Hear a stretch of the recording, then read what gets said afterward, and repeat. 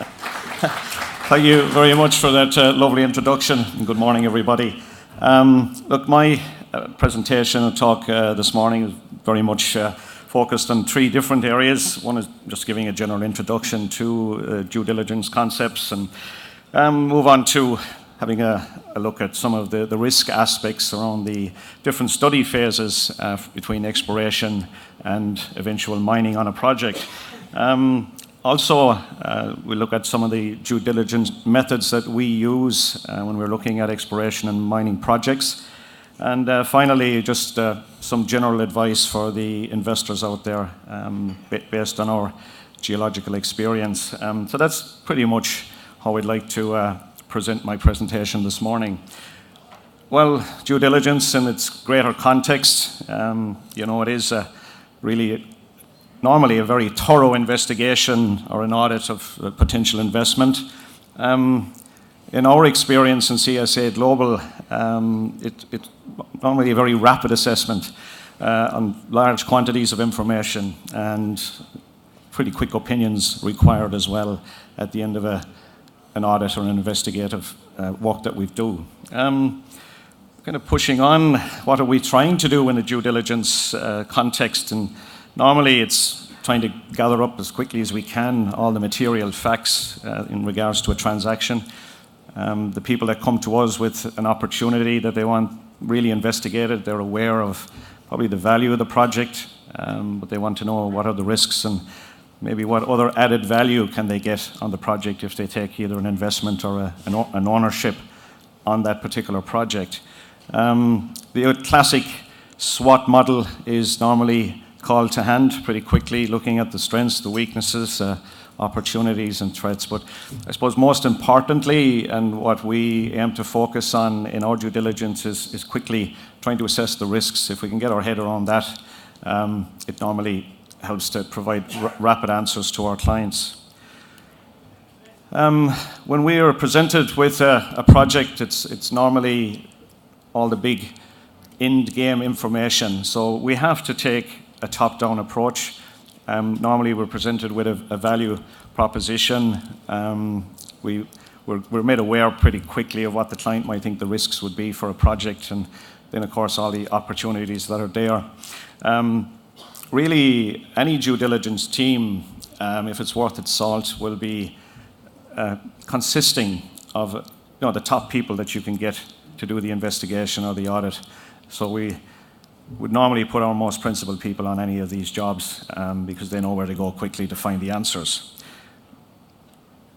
Understanding risks, well, I suppose most people in the room here would be aware of the various phases from an exploration right through to an operating project. In our context, we normally look at 7 phases.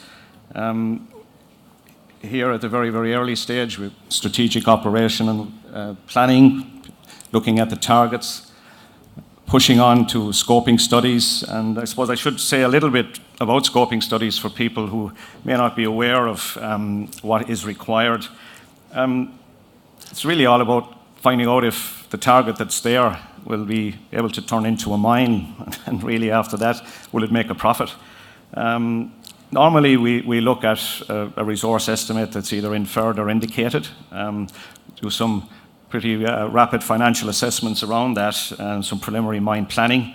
And normally the accuracy level of a scoping study is about 40 or 50%, so it really is just a general look to see if the project can be taken on to a higher level.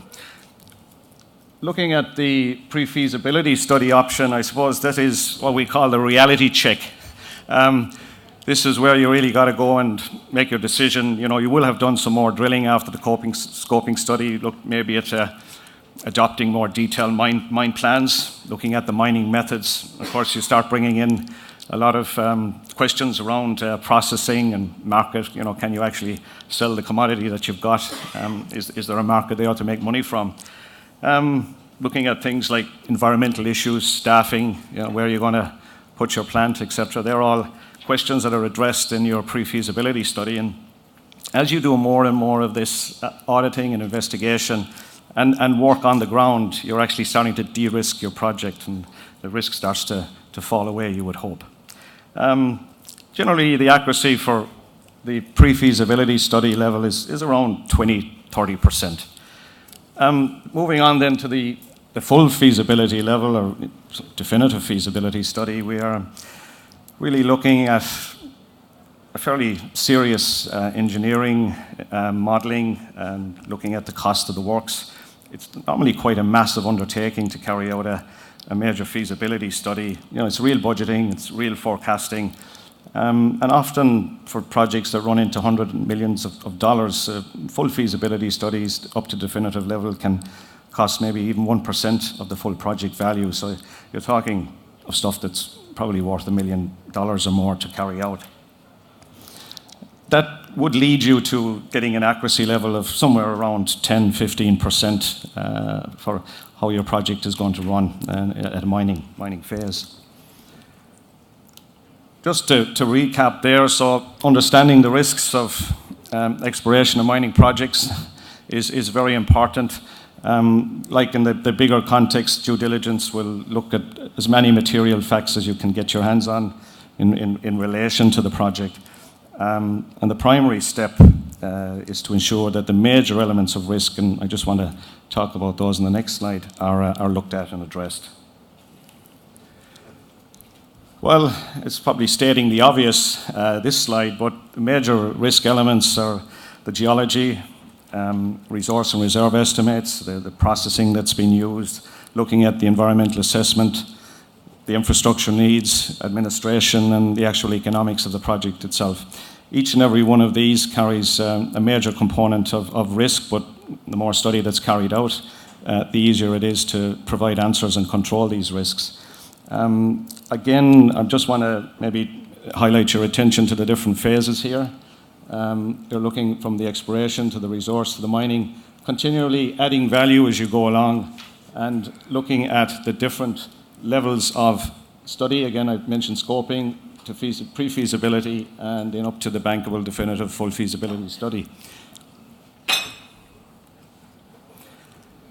When we look at a mining or an exploration project on the due diligence side, we have to do it quickly. I mentioned that earlier. Identifying the right team. It's no good bringing in people with a couple of years' experience. You have to bring in your principal people and identify the areas in the project that you need to get into quickly. We're normally presented with massive amounts of data, but we'll find that the right type of competent person for a commodity or a mining project will have a lot of extra data they can bring to the table as well to tease out and assess some of the issues. We would find that carrying out a site visit is absolutely essential. It doesn't matter what level the project that we've been presented is, even at exploration level. It's fantastic to hop on a four-wheel drive and get out there and deal with the exploration geo, or the people that know what's happening on the ground. Have a look at core if it's available, have a look at rock chips, even at the very basic level. You can start to quickly identify some issues if there are any. And lots and lots of questions. People who have a passion for their project and want to see it developed will be happy to answer every question you want to ask. As I said, there's a complex amount of information, especially if you're pushing up to the definitive feasibility study level. I've just listed some of the main areas that we have to deal with in a due diligence on a major mining project. As you can see, there's a lot of information there that has to be looked at and got into quickly. We always find for public companies that we're asked to look at, there's no better place to start than with the public reports. Our JAR code is a fantastic code, and it really does relay a lot of information to us as geological experts looking at projects, but also for the investors, people who maybe don't spend as much time looking at Table 1 on any of the announcements that come out on the ASX. I would always encourage you to do so. They carry some really, really top-class information. We try not to focus too much on everything on the project. We always try and team in on the high-priority issues. I just said there in one of my bullet points, how much it rains mightn't be that essential, but if you're somewhere on a side of a tropical mountainside and your deposit is found in clay as well, you may need to pay attention to something like that. One that we've found from time to time is actually the people pretending to own the project are actually not the owners. It's something that you never really think will happen, but it is an issue. So that really needs constant attention. Tenement management and people need to delve a bit deeper when it comes to the ownership of a project. And most importantly, I suppose for us, is do people understand the geology? Is that if it's wrong, then everything else downstream that's done on the project is a complete waste of time. Look, when we're asked to look at projects, and normally, as I say, that they come in at a pretty mature stage, they will have an MPV, we try and battle our way quickly down to the, I suppose, the money side of the equation. And we always say, well, what is actually driving the value of this project? And where we normally focus our attention on immediately is around the geology and the resource estimation. Volume times density gives you your tonnage. The in situ grade or your recovery ratios gives you your recovery grade. They're highly, highly important aspects of any project, and we get in there straight away and look at these things. I suppose just to wrap up on the due diligence side, time is pretty much always of the essence in these projects. We do take a top-down approach. We push hard on a structured framework, bring in top-class competent people that can really get in there and concentrate on the critical elements and the geology, resource and reserve estimates. And the quickest way we can do that is look at fatal flaws. As I said, the mineral resource estimate is something that we spend a little bit of time on. And 90% of the issues that we've found in projects over the last 30 years in CSA have actually really happened around the lack of understanding around the geology. So if I'm trying to read everything, it's normally due diligence. You just don't have the time. Don't get bogged down in the detail, and don't focus on aspects that won't affect the economics. Your conclusions, they have to be transparent, and they have to be defendable, and have to be justified as well, needless to say. Just quickly on the types of transactions that everyone is involved with, most of the people in the room here, they're starting off at I suppose, either an amateur level, just spending a little bit of time, a couple of hours maybe in a week, looking at what's coming out on the ASX releases, making quick decisions. And then you've got some of the big projects at the definitive feasibility study level. We're asked to come in and take a detailed look at them. But for the ordinary investor, identifying successful opportunities is it can be caught up in the passion. And normally what I find with a lot of the investors I speak to, this is what they focus on. They've got an insider tip. Taxi driver told them this is all happening. There's a really good bit of property you should invest in Western Australia, whatever. Industry rumors. I think a lot of the time people don't take the time to really sit down and just ask questions. Read the ASX announcements. Don't be so seduced by the opportunity that you don't keep a calm head and ask lots of questions.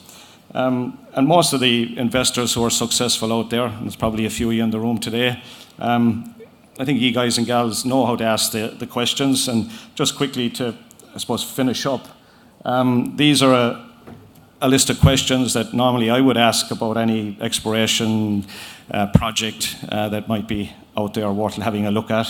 There is some top-class projects. I think every project here next door and out in the lobby today are really, really top-class projects. But I would encourage you to get up there, talk to the CEOs and the MDs and just have a chat, ask some of these questions. I'm sure they'd be delighted to sit down and talk to you. Just quickly on CSA, this is who we are, what we do. We're a mining industry consultancy. I won't labour on the hard sell here, but that's our company. And if anybody has any further questions, both I and my colleague Graham Jeffress is here, and we'd be delighted to talk to you later. Thank you very much.